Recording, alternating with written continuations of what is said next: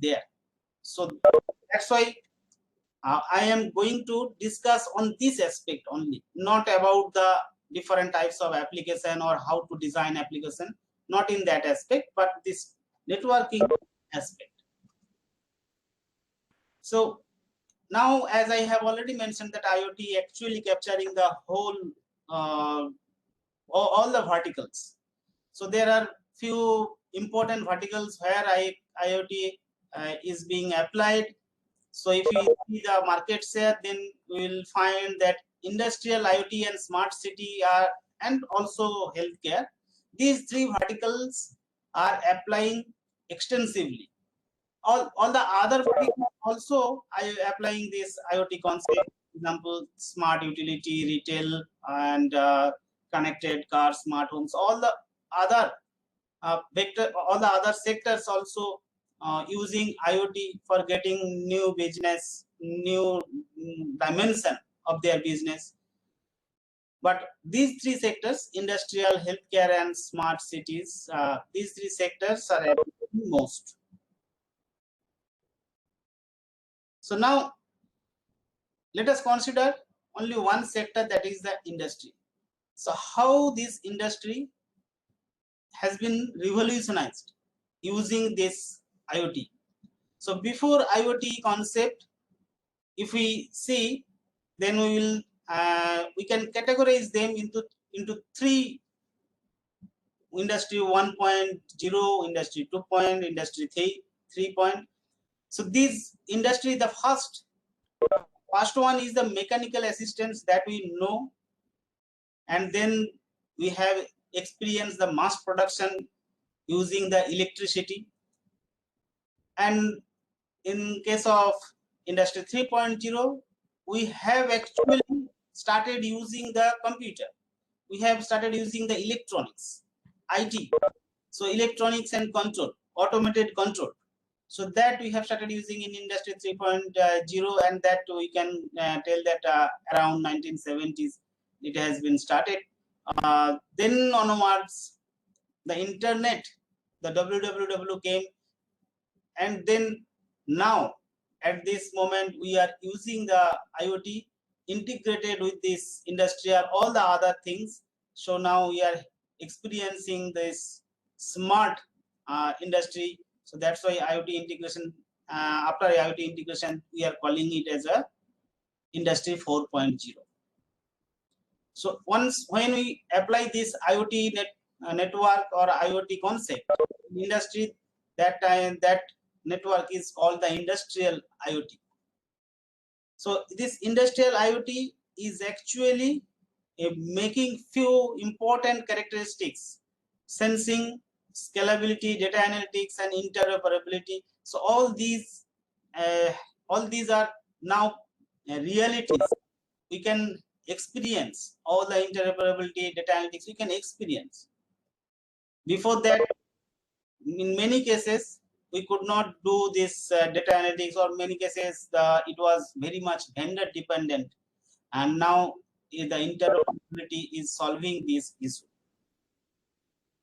So in last year, one Gartner research have shown that by 2025, 50% of the industrial enterprises is going to use the industrial IoT platform for improving their business. So that is their prediction. So from this prediction, we can understand how much application of IoT in industry at present people are focusing. So what are the different applications of industrial IoT? It is industrial automation, predictive maintenance, integration of smart tools and wearables, smart logistics, so many. I have just mentioned few. Why do we why the business organization actually started adopting this industrial IoT in their industry, even though they had the earlier concept that operational technology.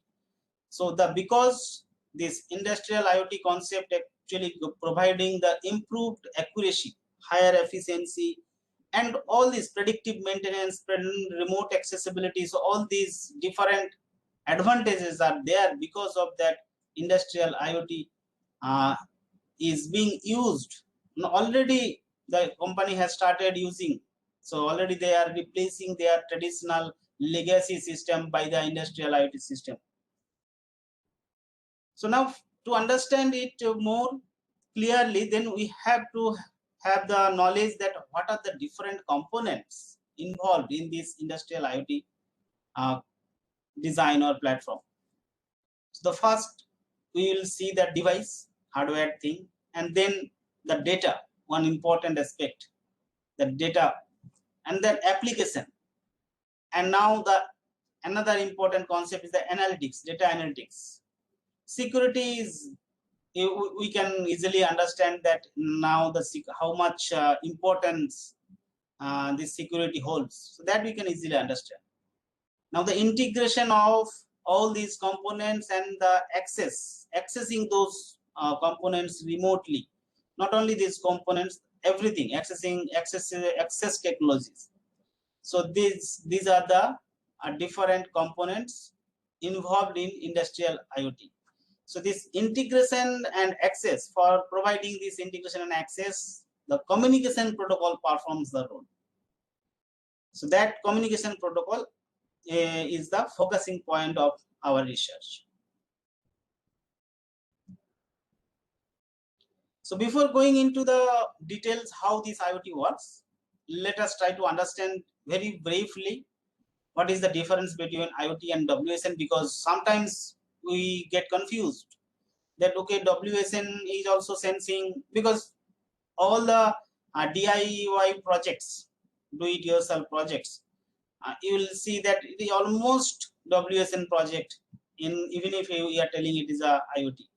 So WSN, wireless sensor network, is nothing but a group of specialized sensors placed in a small region, and those sensors can monitor and collect the data from the physical environment, and those data can go through the either single hop or sometimes it is multi-hop, sometimes multi-hop communication to the control center.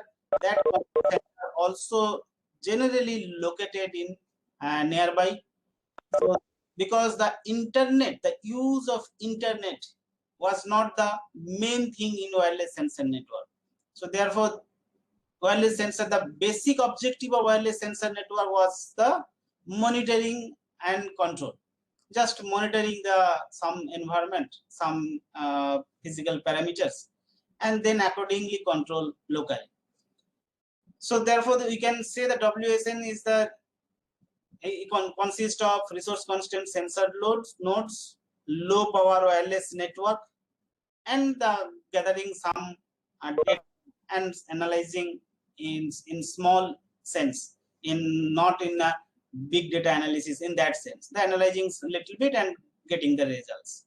That was the wireless sensor network, and IoT is much more than that, because that's why IoT is WSN plus internet. This internet means TCP/IP communication, which we are using at this moment for this video presentation, plus the application, whether it is a mobile app, web app application, different types of applications, the cloud computing, data analytics, and few more. I will come to that also. That IoT is considering all, combining all. So that's why sometimes we call the IoT is the unification of different technologies. Now M2M, sometimes we again got confused with the machine-to-machine communication. So machine-to-machine communication, just one machine is communicating with the other machine. There is no human intervention involved in between. So that was the machine-to-machine communication. We can think it is a point-to-point communication. But IoT is not point-to-point communication. It is basically using the IP network. The IP means the TCP/IP communication. So therefore, the machine-to-machine communication uses generally proprietary protocols. We can understand the application of machine-to-machine in, for example, as I have mentioned already, that smart irrigation system. Smart irrigation system, there could be one server which monitors and the irrigation plant or all the sprinkler, all the sensors placed in the field. And for taking the decision, that server needs one important information, that is the weather information. Because if that server gets the information that today the probability of rain is very high, so then there is no use of starting the sprinkler, starting the motor for irrigation. So this is a wastage. So that's why they need the weather information. Now weather information is not captured or predicted by this server. So that is done by weather department. Their server is placed somewhere else. So now this server, these two servers can talk with each other directly. No person, human intervention involved. They can get the information from the weather server directly, and accordingly this irrigation server can take the decision. So that is the main machine-to-machine communication. Okay, so therefore there is no IP-based communication involved. Generally those protocols are proprietary protocols. And the scalability is a big issue in machine-to-machine communication, where IoT is actually designed for scalable network, because thousands of sensors we can deploy, and all the sensors, actuators can work together. So that is the scalability. So machine-to-machine communication works in among the limited devices. Okay, even though the machine-to-machine communication was there, IoT, now the people are accepting the IoT concept because of those different other advantages. Okay, so this is basically the difference. A small, I have mentioned few points, but there are many more points regarding this comparison. Now come to the how this IoT network works. That is the basic thing we have to understand, because the flow of network. So this IoT network communication, you can think in this way, that there are three layers. First is the thin layer, where all the sensors and actuators are placed, then the edge layer, and then the cloud layer. So edge layer is the just at the edge of this local network consisting of sensors, actuators, relay, so IoT relay, so of smart objects. And then the edge layer could be consisting of router, small server, or maybe the gateway. These devices, maybe some storage, small storage devices, storage device. These devices are having the capability to perform some kind of analysis, some small amount of storing data.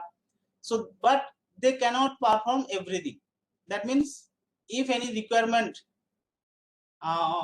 is there for running the resource rich application, for example the data analytics application, then the edge devices are not capable. The devices placed in the edge layer. Then what is the need of this edge layer? The edge layer is basically giving us the quicker response. Because let us consider the cloud. After that, the cloud layer is there. So now let us consider one sensor is placed here, maybe in Guwahati, and that sense data should go to the cloud for taking the decision. We don't know where is these physical servers are placed. Maybe it is in USA, or maybe it is in Japan or somewhere else. So now my small data will go to the USA to be analyzed, and then the response will come. So we can understand easily how long distance it needs to travel, and because of that, what will be the delay. So that is not required for small amount of data, processing small amount of data, or maybe taking some small decision. It can be given directly, analyzing locally. So that is the use of the edge layer. Okay, so that means that all the sensors, actuators, hardwares are placed in the things layer, they form the network. They form the low power and lossy network, because this is the network of resource constrained devices. So they cannot perform general TCP/IP based communication always. So they are low power and lossy network they forms, and then the data goes to the edge layer. From edge layer onwards, we could use the TCP/IP communication, the inter-network communication, to get the cloud data center access.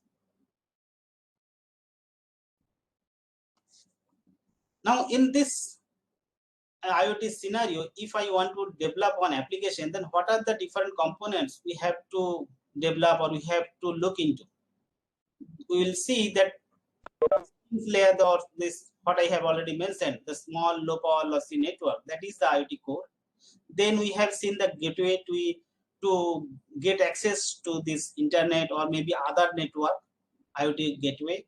Then we have seen already the cloud. Then already we have mentioned that data analytics is important with respect to IoT, so analytics. And another important requirement in IoT scenario is the user interface, because all these IoT applications are designed for end user, and if the end user cannot handle this application very easily, then they are not going to use the same application. So that's why user interface design or visualization is important. And two other important components in this ecosystem are the architecture and framework. We know very well the importance of architecture. Let us consider for suppose if you want to construct a building, then the architecture, the importance of architecture we can easily understand. Without knowing where the different rooms will be placed, where the stairs will be constructed, where the lift will be constructed, it is difficult for anybody to construct the building. So architecture is very important. Similarly, for any IoT application, IoT architecture is very important. The other component is the framework. The framework is nothing but the environment, providing the developer, user, designer, everybody, small business organization. So this is providing the whole environment by which the designing or developing new IoT application has become very easy. So this IoT, that's why we can see all the big organizations, Microsoft, Google, Cisco, Amazon, IBM. So they are actually providing different IoT framework for small business organization to general local individual users. So here the network is coming inside this IoT core, where these low power and lossy networks are present. As I mentioned already, so at the end of basic introduction, we will see that IoT is nothing but the unification of different technologies. What are the different technologies? Few I have mentioned here: embedded systems, low power lossy network, internet, big data, data analytics, network and data security, cloud computing, edge intelligence, and nowadays also SDN has become one important component for IoT.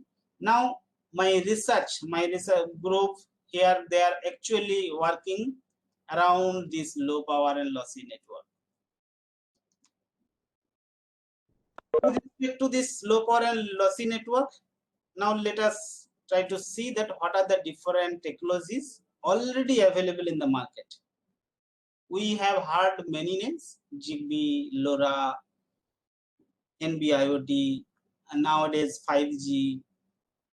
And for other type of communication also, we have heard few other names. Not only we have heard, we use every day we use. For example, Bluetooth, NFC, so Wi-Fi. So those are already used.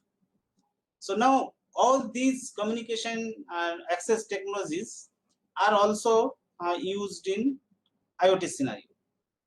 But there are few communication criteria based on which it is important to decide which technology is suitable for our application, because all technologies are not suitable for all applications.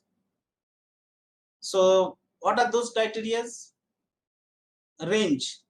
Let us consider if we need to perform the communication or sensing or the in forming the network in a small area, then small range is okay. For example, B is okay, Wi-Fi is okay, the Bluetooth, very small communication range. But if we need little bit longer communication range, that means let us consider it should cover a city, maybe tens of kilometers. Then this Zigbee, Bluetooth, Wi-Fi are not suitable. Then we have to move to sub 1 gigahertz NB-IoT cellular communication, or maybe the long range communication for Wi-Fi, that is the Hello 802.11h, that, or maybe the 5G. So the LoRa, they can provide long range communication, low power loss network, but they can provide the long range communication. Similarly, frequency band, whether we are using the unlicensed band or we can use the licensed band. Based upon that, we can select for unlicensed band all the Zigbee and low pan Wi-Fi, they are working in the unlicensed band. But for example, if I want to use the 5G, then I cannot use, because that is working in the licensed band, or NB-IoT, they are working in the licensed band. So for that licensing, the proper authority is there in not only in India, in the whole world, the proper authority is there who can give you the permission that okay, you can design or you can manufacture the device who can communicate in this band, frequency band. So these are the many other criteria of power consumption. So obviously, if we suppose we want to deploy some IoT nodes in a hilly region, which is a very much common environment in Northeast, right? In hilly region. So now it is not possible that to go on the top of the hill and charge the devices every day. Just like our mobile phone, we do the charging at home. So it is not possible for IoT. So in that case, the power consumption is very important factor. So it should, the device should run for long time, not only long time, for years or maybe months, using the single battery. And that battery also not big, maybe coin cell battery or maybe AAA, AA battery that we have seen. So using that battery, it should run for months, few months. Otherwise, that type of communication, any organization or any user will not prefer. So these are there are many criteria. Okay. So this is just comparison what I have already mentioned. So few are already mentioned. Let us see the range. Okay, let me select the pin. So we'll see that sub gigahertz can go up to 4 kilometers, Sigfox can go 25 kilometers. But if we see the LoRa can go up to 10 kilometers. But if we see the Zigbee or maybe Wi-Fi, see only few meters, hundreds of meters. BLE, so only few meters. Okay. So based on this, actually we have to decide. Now let us consider we have the access technologies by which we can form the local network. But this local network is not enough with respect to IoT. So it is very much important to have the inter-network capability. So now to achieve the inter-network capability,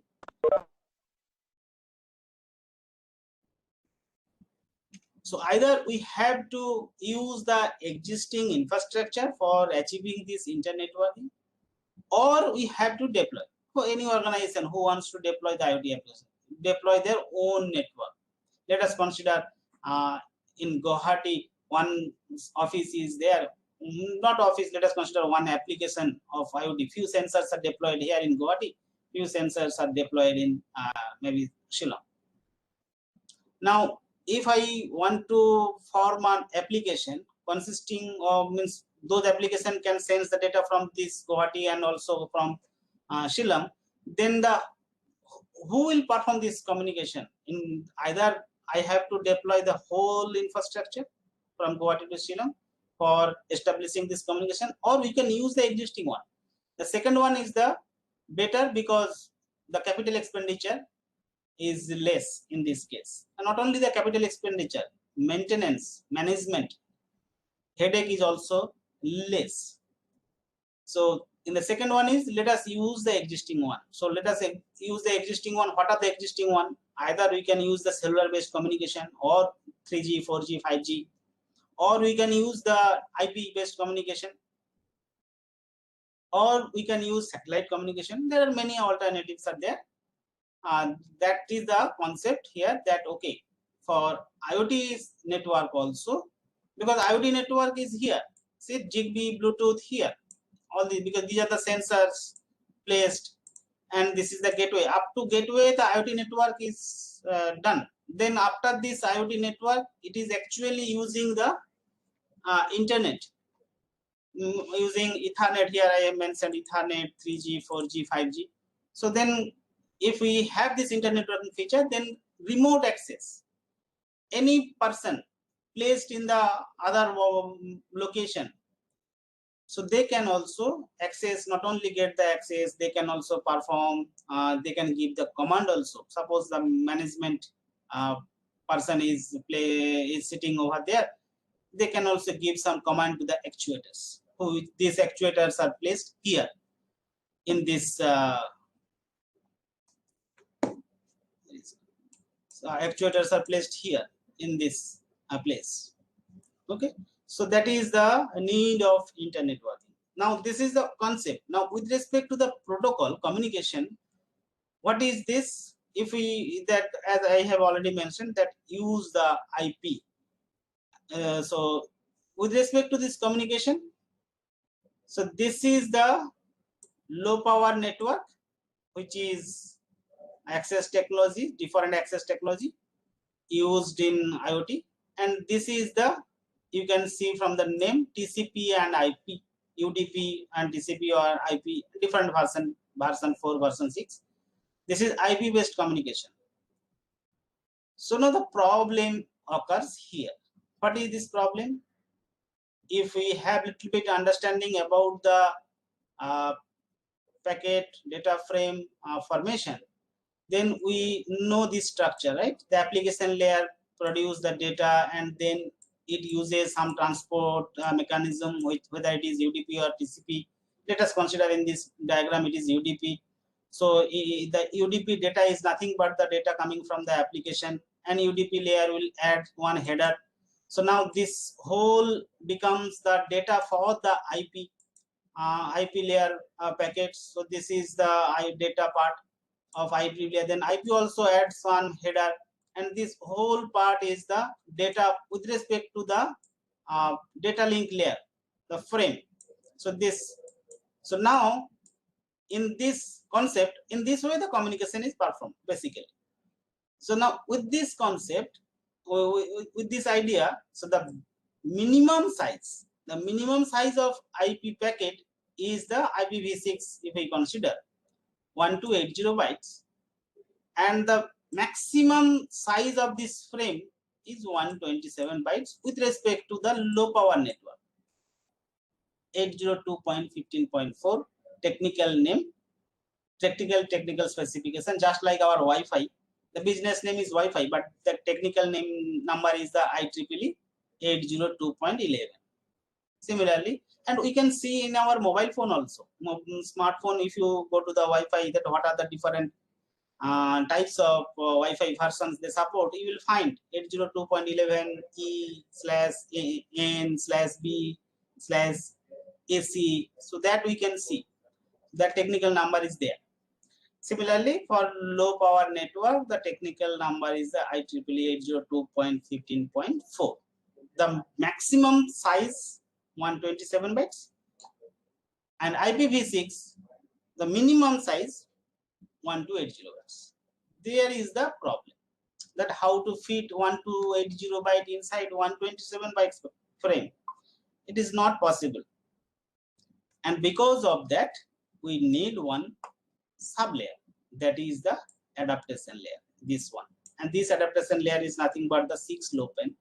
The objective of this layer is to optimize the header, optimize the all the network and node aspects, constraint node and constraint network aspects. Based on these, they optimize the reduce the size of the packet. So that is the objective.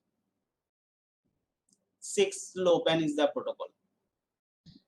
Now again, initially the IEEE published 802.15.4 for wireless personal area network, and that the protocol working in the data link layer, or in wireless scenario we call sometimes the MAC layer, is the CSMA-CA based protocol. And then in this CSMA-CA based protocol there is a problem. What are the different problems? IEEE have observed that unbounded latency. So the latency, because this is the random access protocol, CSMA carrier sense multiple access collision avoidance, this is a random access protocol. So random access means which we are using in our Wi-Fi. We cannot say that now at this moment I need the connection, I will get the connection. We cannot say this one. So that's why it is unbounded latency. Non-reliable communication, because CSMA-CA again, we cannot have this reliability unless and until the other protocols, TCP performs this, achieves this reliability. But if we think about this data link layer protocol, they can not perform the reliability. So there are many other disadvantages, or no protection against interference and multipath threading due to the use of signal. Okay, same, because in this specification they proposed only single channel. So everyone will start using the single channel, so interference collision will be high. So these are the few disadvantages. There are few more. Because of that they have updated, means it was needed to update, so they have updated it 802.15.4 E. So this updation is the E, and in this version this E is basically using the 5 types of modes. I will come to the next slide. Now let us, one mode is the TSCH, time slotted channel hopping. So this is the name, time slotted channel hopping. So this TSCH, again this TSCH, to use this time, now it is divided by time slotted channel hopping. So user 1 will get slot 1, user 2 will get slot 2, user 3 will get slot 3. In this way it is already divided. To use this time slotted channel hopping, again the question will come, then who will decide that user 1 will get slot 1, user 2 will get slot 2? That this is the another sub layer is there, which is the operational sub layer. 6TOP is the name. So that is again introduced inside these two layers. See, another sub layer, 6TOP is the sub layer. The main objective of this sub layer is to decide this scheduling, that when the user will, when which user will get the access. As it is not a random scheduling, it is already deterministic scheduling, time slotted based access. So one person needs to decide this schedule, and that person is the 6TOP layer.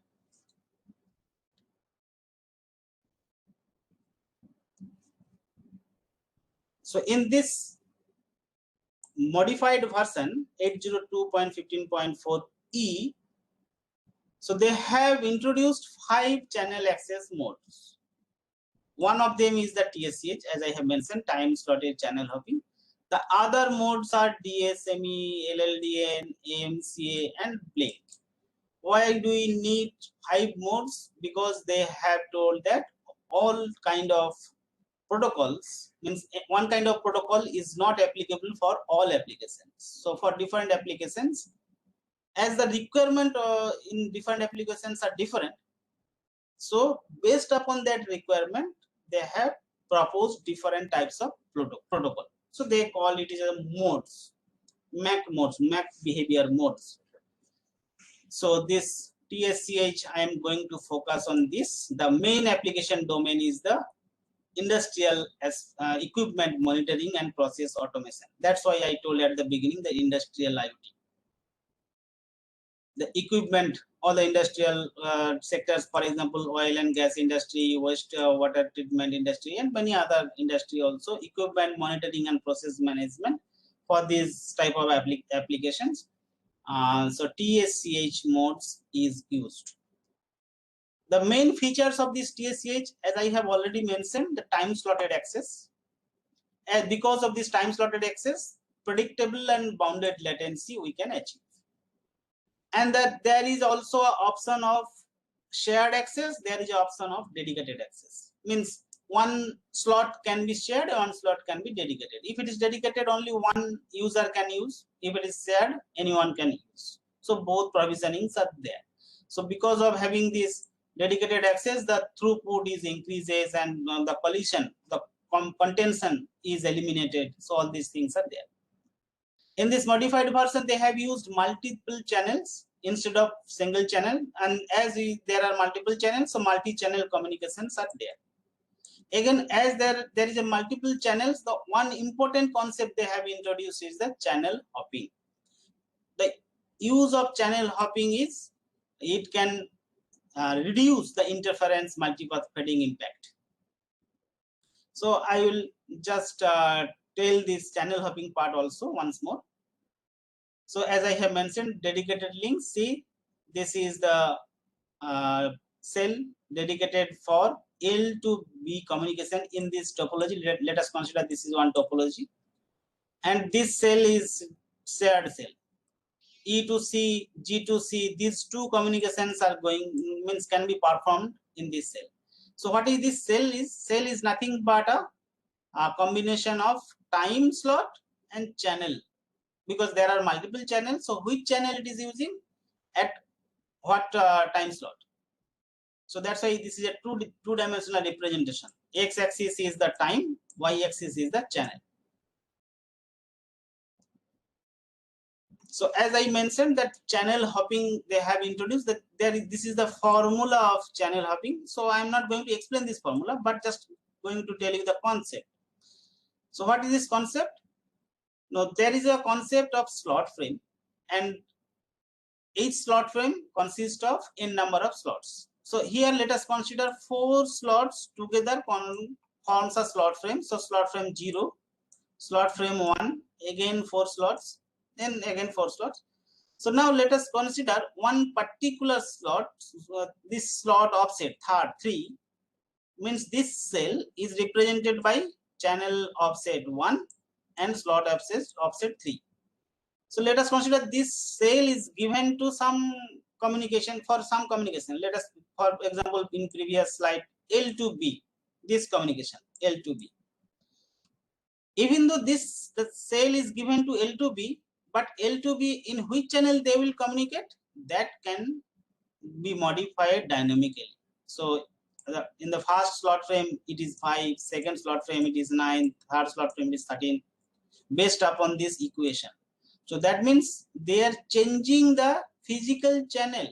If I consider this index or corresponding to physical channel, then the first communication they will use for in 5th channel, then the 9th channel, then 13th channel. So that is the importance, the channel hopping. So it is changing the channel. Once the communication will change the channel, automatically the interference will be reduced. The impact of negative impact of interference will be reduced. That is the concept of channel hopping. And also I told that scheduling concept, that because of the requirement of scheduling. So let us consider this is one schedule. So in this cell L to B will be communicated, in this cell H to D will be communicated, in this cell B to A will be communicated.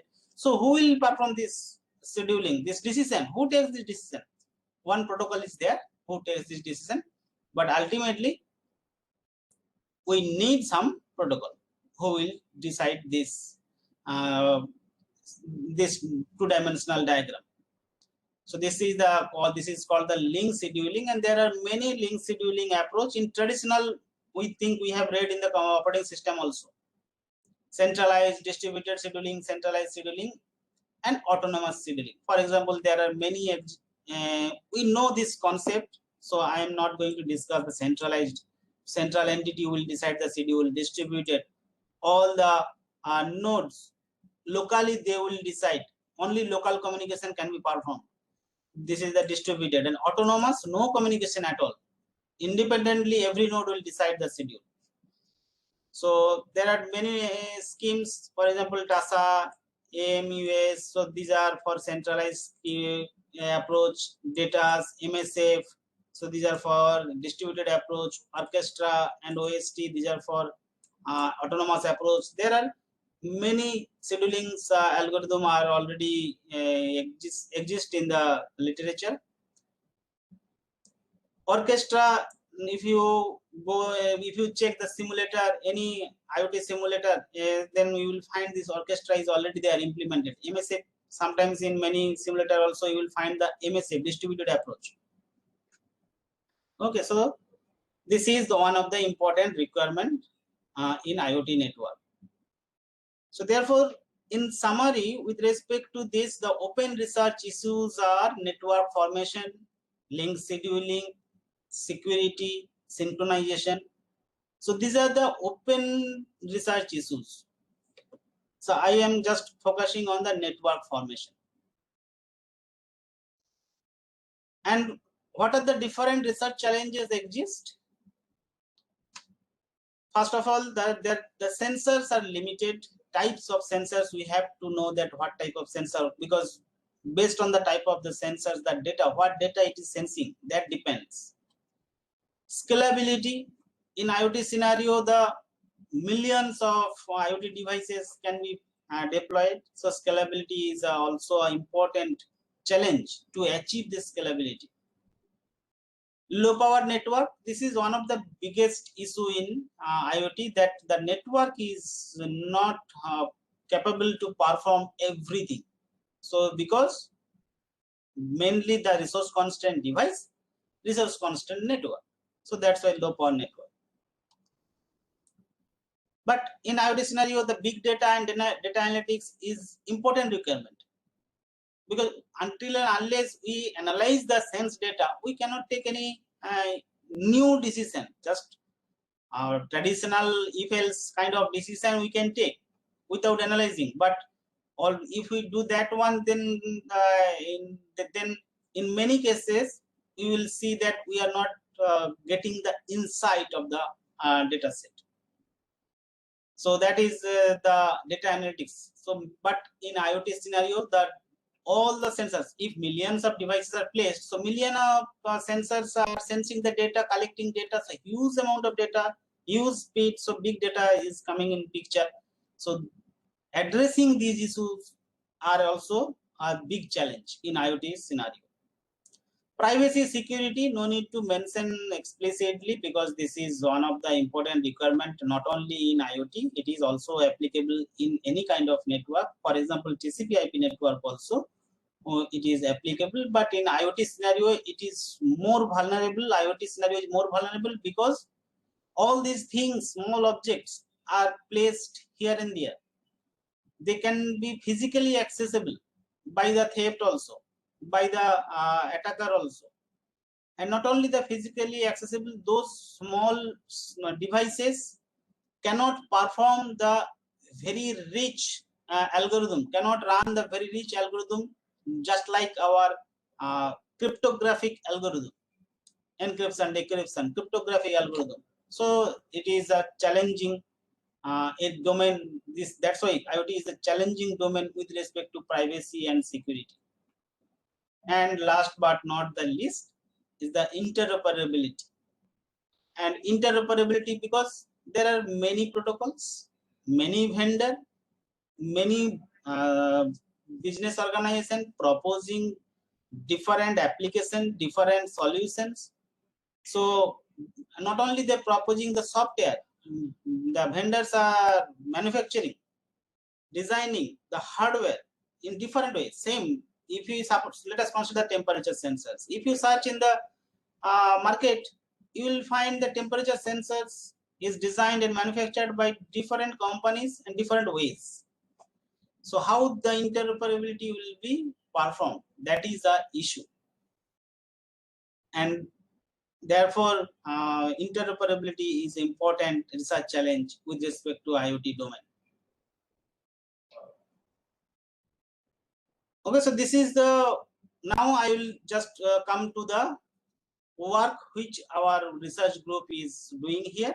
That is the, with respect to the 6TiSCH network, 6TiSCH network. So just before going into the proper work, let us once again review the protocol stack. So this is the 6TiSCH protocol stack. At the bottom, physical layer 802.15.4. Data link layer or MAC layer is nothing but 802.15.4e. Then you will find the 6 top, the operational sub layer, 6 low PAN. And the networking layer, we will find the IPv6. Along with this, the special protocol, routing protocol used for IoT scenario is the RPL. And here in the transport layer, we will use the TCP and UDP. Basically, as it is used, the UDP is used because TCP is, again, for running the TCP, the requirement, resource requirement is high. So it is basically using the UDP. And the application layer, HTTP, as it is there. Along with this HTTP, there are few other dedicated protocol also. For example, QAP, MQTT. Okay, so a few more are also there. So this is the protocol stack for 6TiSCH network. So this, with respect to these layers, there are many RFCs protocols they have published, who have published the upper part up to this. Not only this, up to this, actually published by IETF. And this physical and data link layer is associated together, because whenever you will see that 802.15.4 specification, you will find that physical and data link layer, they are specifying together. So this physical and data link layer is there. So this is published by IEEE. The upper part is the open stack. That's why it is sometimes called it is an open stack. Means all the protocols, all the rules, regulations are openly available. Documents are available. So now, network formation in this network.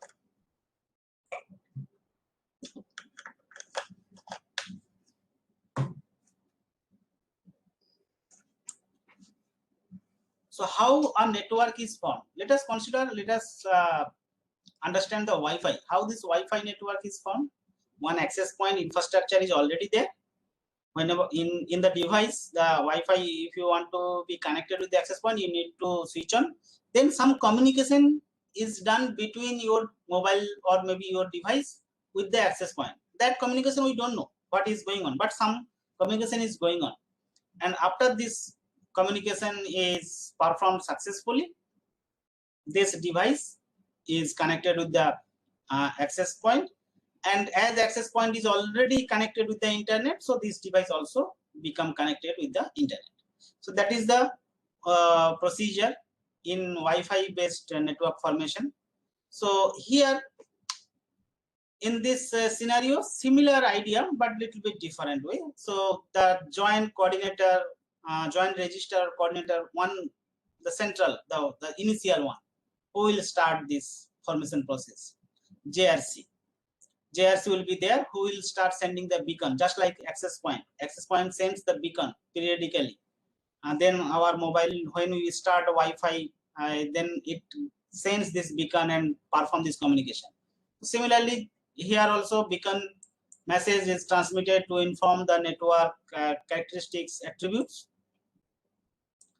And there is another control packet communication which is called the DIO. This is basically for the routing protocol, RPL routing protocol. So do DAG information object, the short name is the DIO.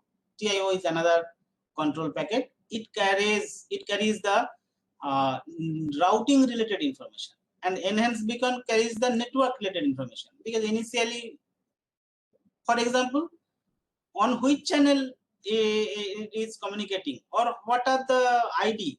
Okay, so what is the ID of the JRC? Who is the what is the specification? So all these informations are present in enhanced beacon. So let us consider in this diagram, JRC is there. There are many new nodes A, B, C, D, E, F. Okay, 6 new nodes are placed in different locations. They want to be connected with the JRC. They want to form the 6 TISCH network. So JRC will start sending the beacon followed by the DIO, and then A, B, and all the nodes will start listening. Now the question is on which channel they are listening. So this is the problem. So new node, let us consider, is listening on the channel 2. Coordinator is sending first beacon on channel 1, second beacon on channel 5. This is channel hopping mechanism. So channel is changing. Now once this channel 2 will come here, then the new node will get. Till then, actually new node need to wait. Or there is a principle that after waiting for fixed amount of time, new node can change its own sensing channel also. So both options are there. So ultimately, sending channel and receiving channel needs to be same to get the EV. And once it will get the EV, new node will be synchronized with the network. Okay, so that is the represented by yellow color. It is synchronized with the network, and now it is not, the joining is over, because it needs to get the DIO network information. Otherwise, it will not be able to participate in the networking communication, network layer communication. So it is waiting for the DIO. So for getting this, before waiting, there is one optional. Nowadays, it is not no more optional. That is a exchanging JRQ and JRS message to achieve the secured joining. Security aspect is there. So that can be performed in between, and then it will actually wait for the DIO. Once it will get the DIO, then it can declare, okay, I have joined with the network. Now I can transmit my own beacon and DIO to enhance the, to further expand the network. So now A can declare, okay, I have joined. Now it has become green color, represented by green color. Now A will start sending EBA and DIO.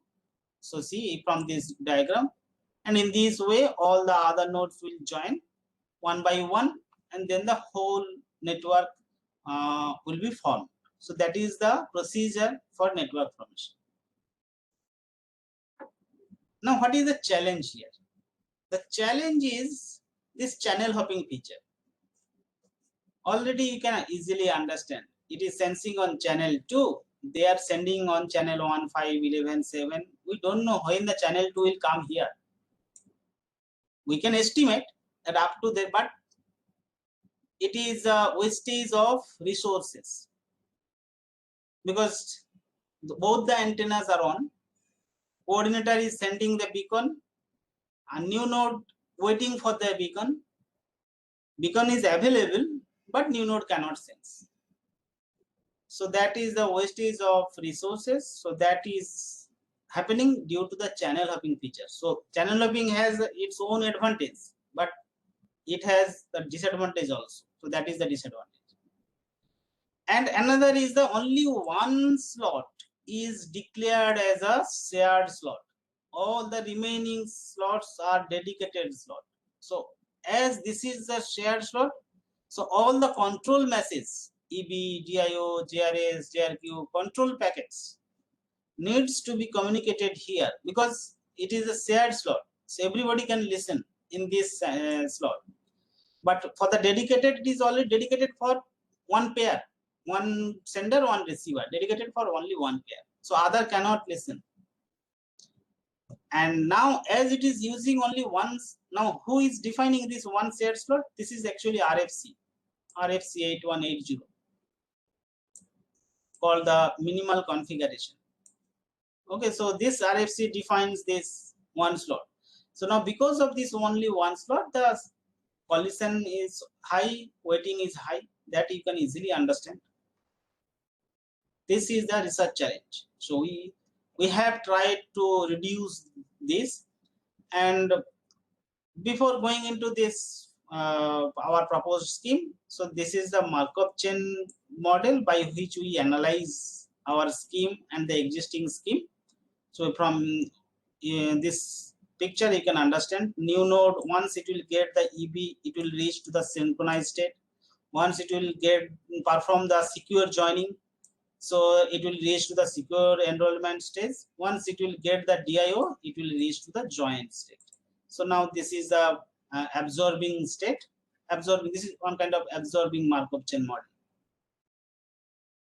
and the probability is represented by this. Okay, so by which we can theoretically estimate that when a new node will reach to the joint state.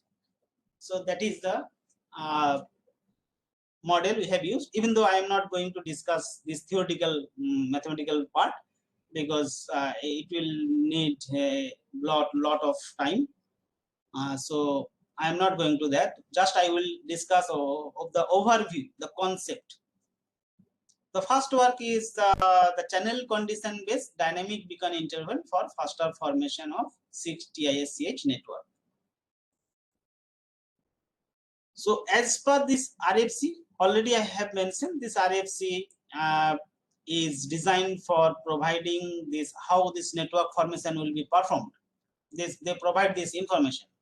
So they call the 6 TISCH minimal configuration, but in this RFC there are many disadvantages. One important disadvantage I want to mention here, that the joining time increases with the increasing number of join nodes.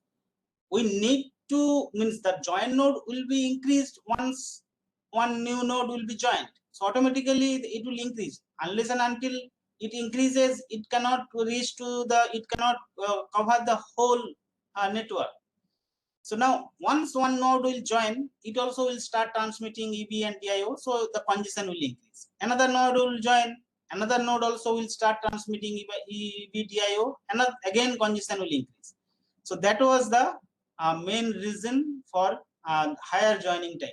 So by these diagrams are actually showing that when the number of nodes increases, joining nodes, the joining time is also increasing. So this is the method. So now our objective is how to reduce this. Okay, so how to reduce this congestion. The problem is the congestion in the shared cell when the more places is the new node. Okay. Now they are using the fixed beacon interval that we have observed that, okay, this is the reason why this congestion is increasing. So can we make it dynamic?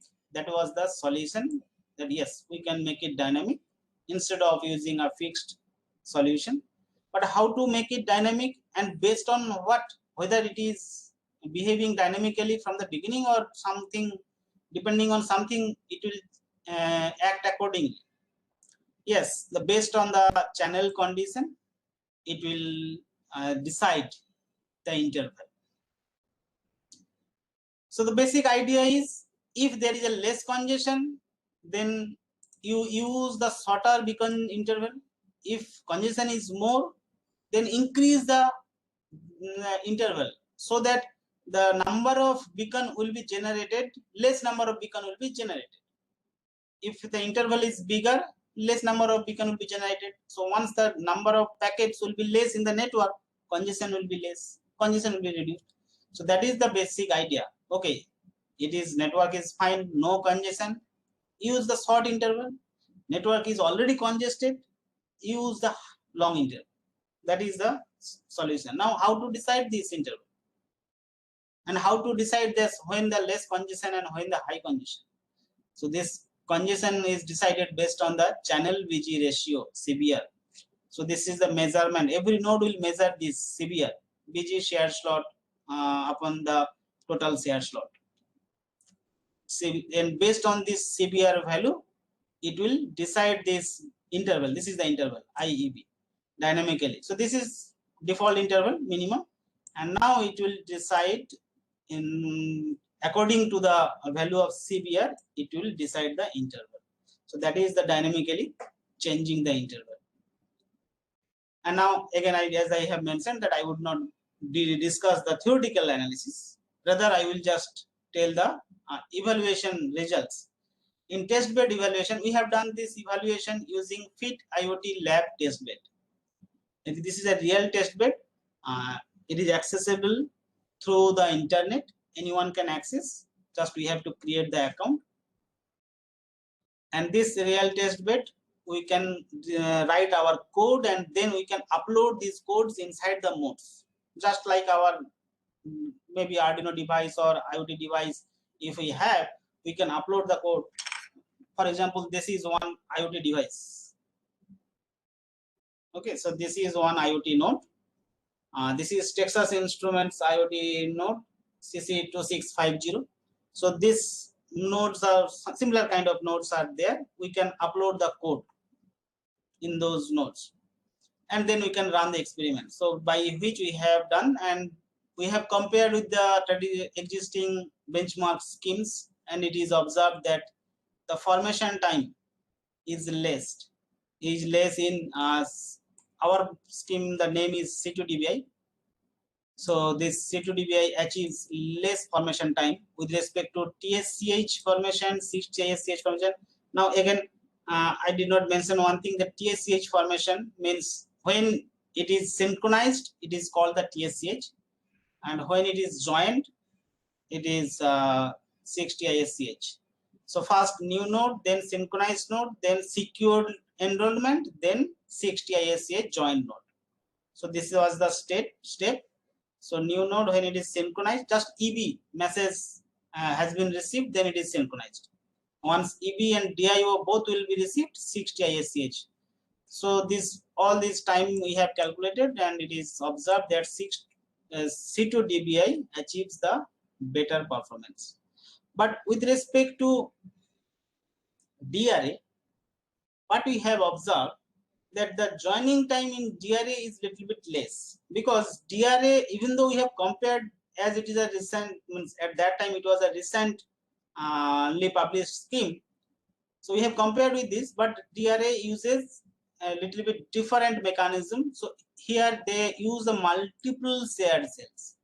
As they are using multiple shared cells instead of single or one shared cell, so their joining time is less compared to our C2DBI, but their power consumption, you can see this is DRA.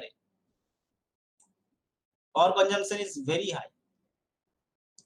So, and also as they are using multiple shared cells, obviously they will have less number of dedicated cell left in a slot frame. So data communication will be affected because the dedicated cell, number of dedicated cell is reduced. In the second scheme, we have proposed the opportunistic transmission of control packets for faster formation of this 6TISCH network. So what are the problems we have identified? We have identified that the priority of EB packet, because EB is just a beacon message, and you know that any beacon message has the highest priority. So that highest priority again creating the problem. It is required. Otherwise, the new node will not be able to join. All the other nodes, all the other packets will,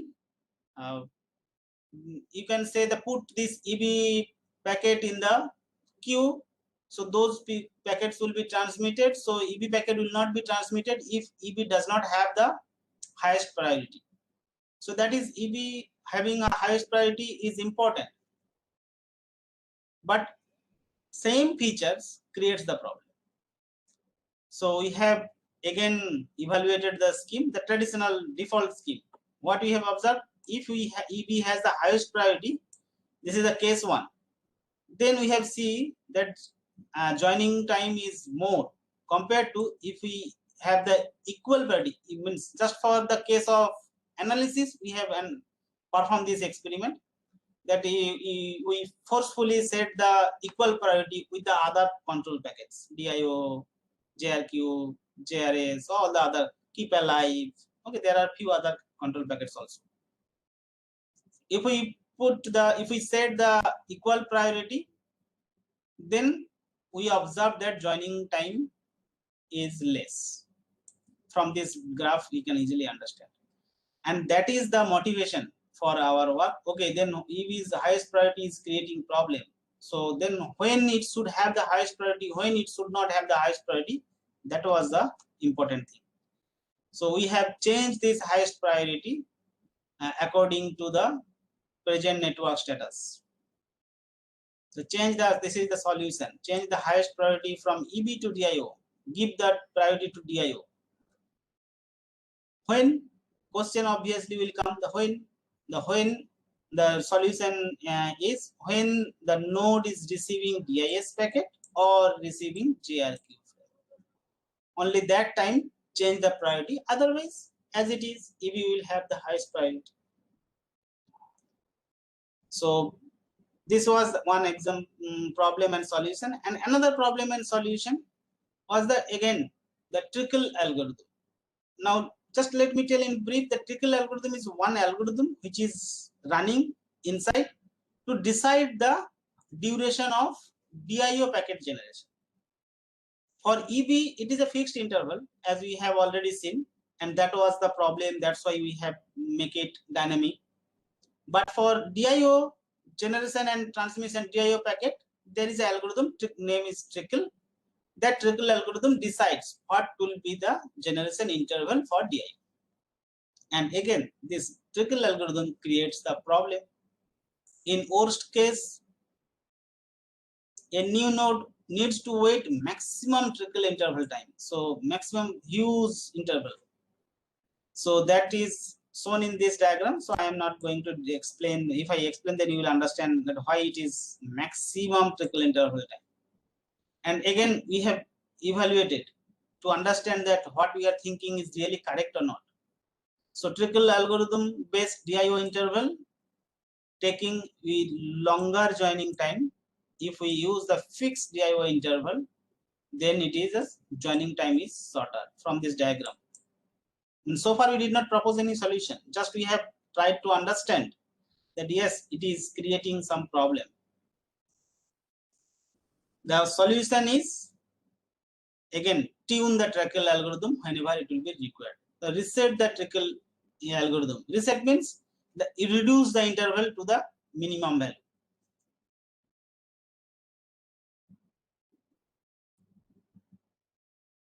The third problem in the same work we have proposed is the because for shared cell it is CSMA/CA based communication. Again, CSMA/CA is random channel access method, so obviously the uncertainty is there. So that is the problem, that because in IoT scenario, if the uncertainty is there, so every node needs to keep their antenna on, so power consumption will be high, which is not at all means requirement for IoT network.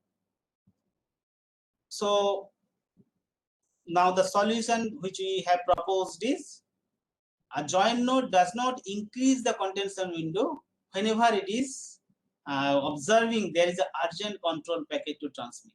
Because if the node increases the contention window, that decides when the packet transmission opportunity will come based on the CSMA/CA protocol. So they will not increase the contention window if there is any urgent packet waiting in the queue to be transmitted. That is the solution. Very small solution, but it is effective. Again, the question will come when. So how to understand that there is a urgent control packet waiting in the queue? So the solution is yes, when it receives DIS packet or JRQ frame. Again, we have evaluated in the test bed. We have observed that this scheme, though we named it as a OTCP, opportunity transmission control packet, outperforms of benchmark schemes, which is the 60ISCH MC, the RFC 8180, and one scheme is the BS, broadcasting strategy.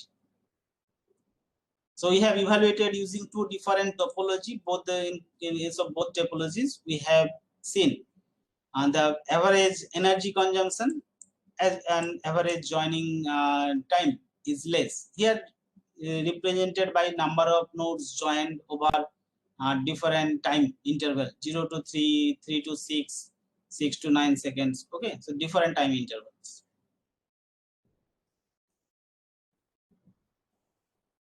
Our third work is this autonomous allocation and scheduling of minimal cell. Minimal cell means that cell, this shared cell, only single shared cell. Autonomous allocation and scheduling of minimal cell in 60ISH network. Again, here what we are doing is, this cell is the minimal cell. Now, as this cell is already fixed in the default scheme, so we cannot change the location. So it is cannot change means in the default scheme the cell location is fixed. And one thing what we have observed that at that time slot, so all the other channels remains unused, because this is a shared cell. Everybody needs to listen here. So once everybody is engaged in this cell, so they will not be able to use these channels, even though the channels are available. So that unused cells, we have seen this underutilization of resources. And one more thing is, this location is fixed. Can we modify this location depending on the requirement? So these two questions we have tried to solve, and yes, we have solved it. But how? We have leveraged the unused cells by providing synchronized allocation and scheduling of this cell. This minimal cell allocation means we would not keep it fixed in 0, 0 location. You see that 0 here, channel is 0, time slot is 0. So 0, 0, we would not keep it fixed for the 0, 0 location, rather we will move it depending on the requirement. One cell will be there, only one cell will be there, but the location is not fixed. So we propose this autonomous allocation where this cell will go, and then obviously once we are changing the location, the synchronization will be an issue. So scheduling the communication, how to synchronize. So that is the scheduling of minimal cell. So that is the scheme we have proposed. So two scheme basically, allotment and scheduling. So allotment is mentioned in this diagram. So instead of only one cell 0, 0 assigned for minimal as a minimal cell to every node, we have up to 3. We have up to 3 cells assigned to this node as a minimal cell. But at a time instant, it will be able to use only one. So that means the basic default scheme, the traditional requirement remains as it is. Only the position changes, position varies. And now, how these 3 cells will be determined? These 3 cells you can determine based on the time slot is 0. So you can see this value is always 0 everywhere. The time slot is 0. Only the channel is offset is varying. So that's why in the previous diagram, so only this part is varying. We can using this all this. Time is always fixed 0. Okay, based on the EUI64 address. This is a inbuilt address. We can think it is a MAC address, physical address. So based on the parent, based on itself, for any node, with respect to any node, for grandparent. Now let us consider this itself, parent and grandparent. Now for 2, grandparent is not there, only parent is there for node 2. So therefore you can see for 2 only 2 is allocated. For 5, 3 allocation. For any, if there are all these 3 nodes are there, means 3 logical parent grandparent are there, then obviously 3 cells will be allocated. Now, how this scheduling is based on the scheme. So I am not going to tell the scheme, just to summarize the scheme. That suppose one node wants to communicate. Suppose node 4 wants to communicate. So node 4, either it will transmit towards 2 or it will transmit towards its child. So if wants to transmit towards its parent, that means parent needs to listen.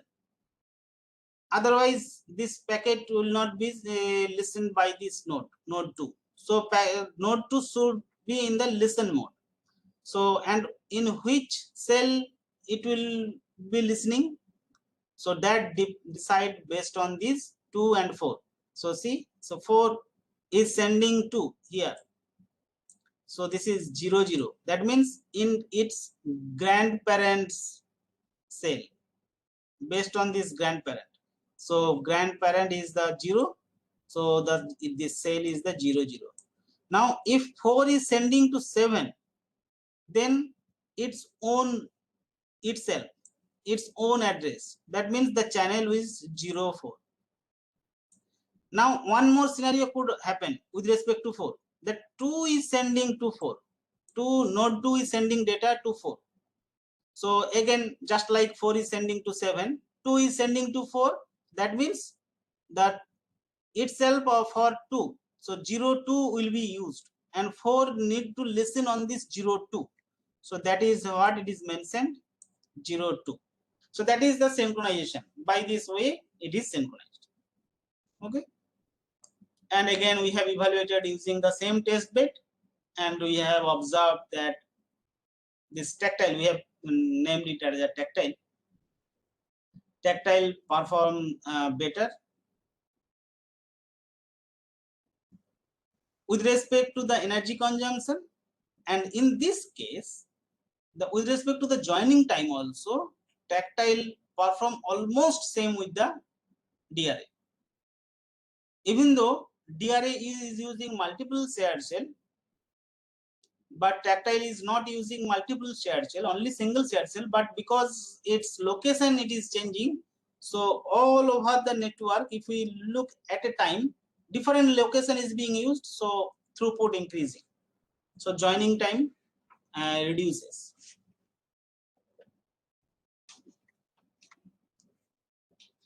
And the last fourth work actually, that is the adaptive control packet broadcasting scheme. So control packet broadcasting scheme adaptively. So that is the scheme we have proposed, ACB the name. So it has again few problems that we have identified. The first problem is few trickle parameters, few other parameters. Okay, it has high impact on network formation.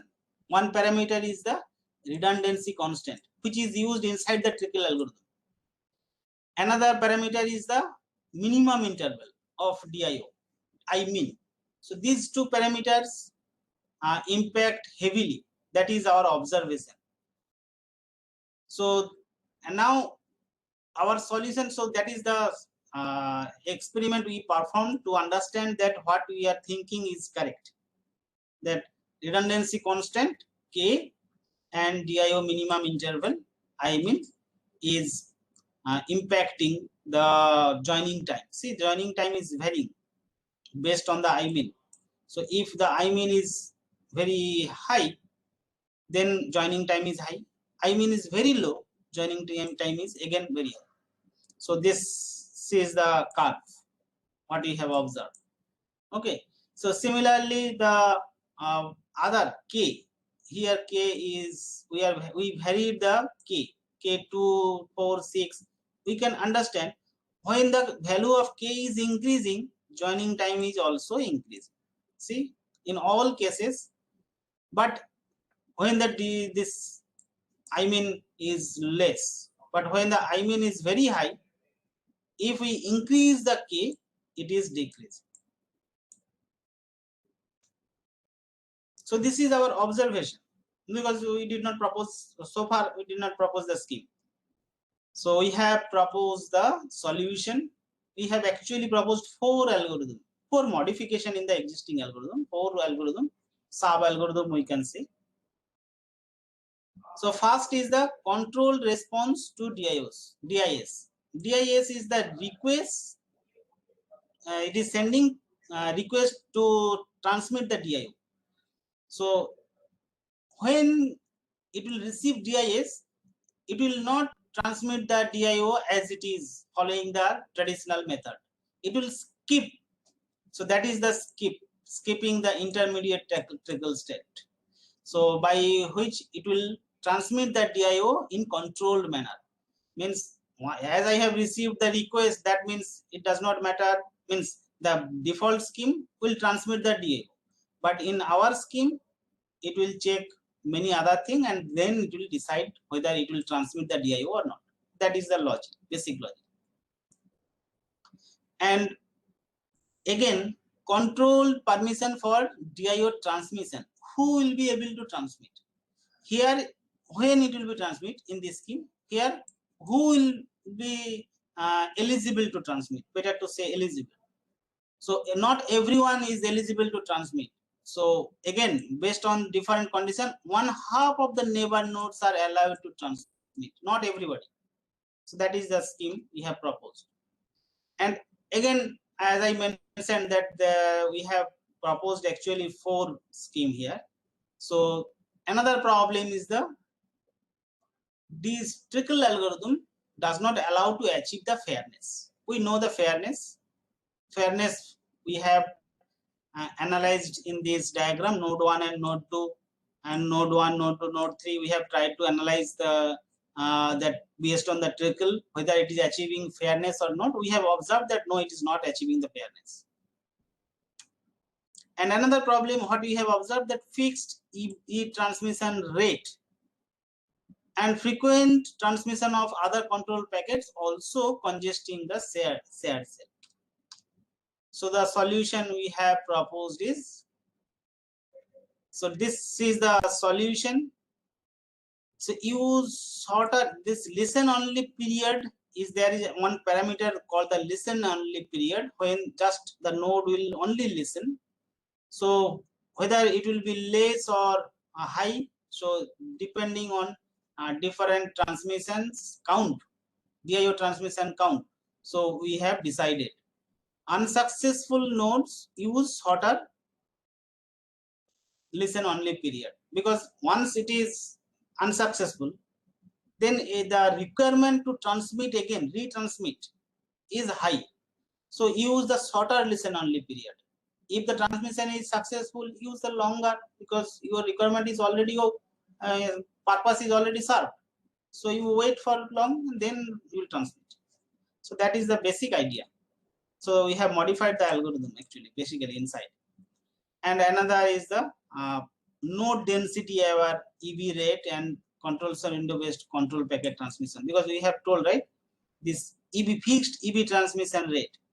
So we have decided no, node density. If the density is high, rate reduce the rate. Density is low, then it's fine. EB rate is high. So node density aware the solution, EB rate and slot frame window base actually control, sorry, here it will be SW. Mistakenly I have written CW. SW based slot frame window based control packet transmission. So window based communication. So that is the solution we have proposed. So these 4 algorithms together we evaluated, because all are actually small modifications. So in different portion of the algorithm.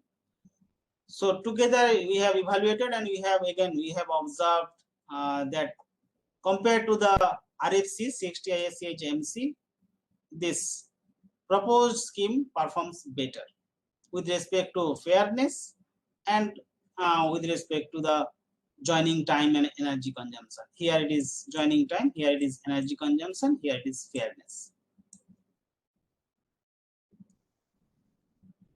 So this is the all for the research work we have done with respect to the network formation.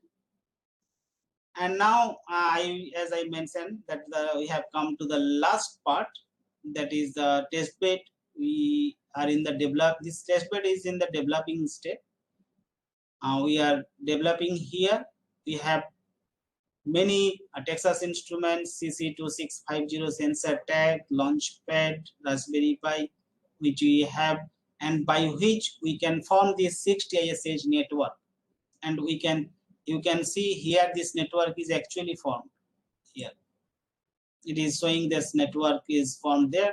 So there are fewer battery operated. So these nodes are battery operated as I have shown. So these nodes are battery operated. So these are the launch pads. So it has the USB cable connected. We can connect them with the power. And we also have the LoRa test bed for different other experiments here, which we are using for different small experiments in LoRa network. And this is my research areas and the research students who are working. So with respect to the 6TiSCH protocol stack, I am working in almost all layers, and also the network security corresponding to the network security. And the research scholar who are actually working in my groups are mentioned here. Two of them actually joined recently, so they did not start any work yet. Olakes and Karnis are doing few. Olakes is almost in the stage of completion. So all the work which I have already explained, actually we have done, and Karnis is now doing her work on the same IoT 6TiSCH IoT domain. With this, this is the end of my talk. Now the stage is open for question answer. Thank you, sir. Thank you for sharing your great knowledge about IoT industry, and especially in low power and lossy network research direction, basically in the network reforms, and your research work on in 6TiSCH network stack, sir. So I hope our participants are having learned something from you, sir. It's a great opportunity asked for learning from you, sir. So now house is open for discussion and question answers. If you are having any discussion, any queries, any questions, kindly you can ask.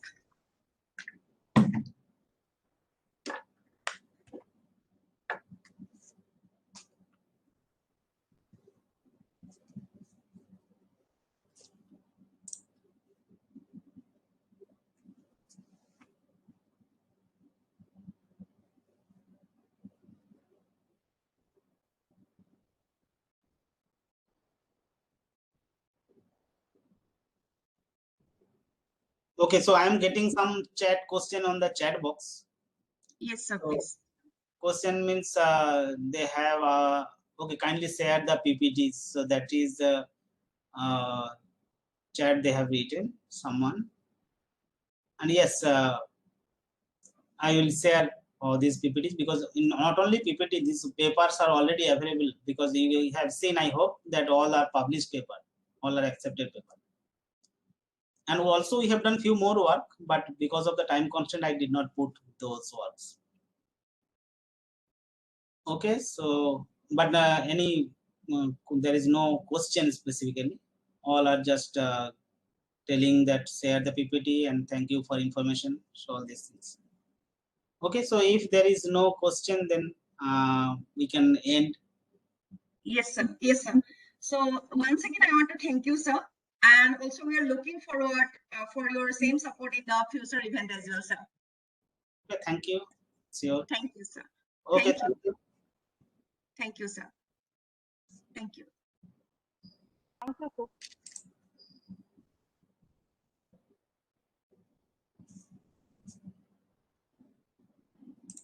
Participants, tomorrow we'll meet in the same platform. Thank you. Thank you all.